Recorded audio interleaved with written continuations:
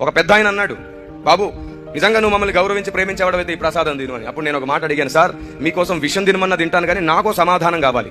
నేను చెప్పేది కరెక్ట్ అయినప్పుడు మీరు నాకు జవాబు చెప్పలేకపోతే నా చేతిలో పెట్టిన దాన్ని మీరే తీసేసుకోవాలి. మీరు జవాబు చెప్పగలిగితే అప్పుడు నేను ఈ విషయాన్ని తింటానన్నాను. వాళ్ళకి అర్థం కాలేదు నేనేం మాట్లాడాను.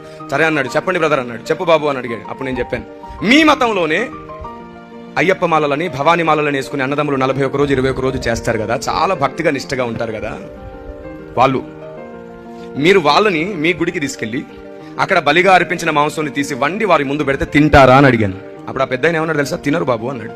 ఎందుకు మతం మారారా అని అడిగాను. లేదు అన్నాడు. కులం మారారా అన్నాడు. లేదు అన్నాడు. సాంప్రదాయాలు మార్చుకున్నారా అంటే లేదు అన్నారు. మరి ఎందుకు తినరు? నిష్టలో ఉన్నారు, దీక్షలో ఉన్నారు. ఈ టైంలో వారు తినకూడదు, మేము పెట్టకూడదు. పెడితే పెట్టినందుకు మాకు శాపం, తిన్నందుకు వారి దీక్ష పాడైపోతుంది. మేము పెట్టమన్నాడు ఆయన. మా పెద్దలు మాకు అలా దీక్షలు పాడవడం నేర్పించలేదన్నాడు. అప్పుడు నేనేమన్నాను తెలుసా? అయితే బాప్తిస్మం ద్వారా మేము జీవితకాలం దీక్షలో ఉన్నాము. దేవునికి స్తోత్రం కలుగును గాక.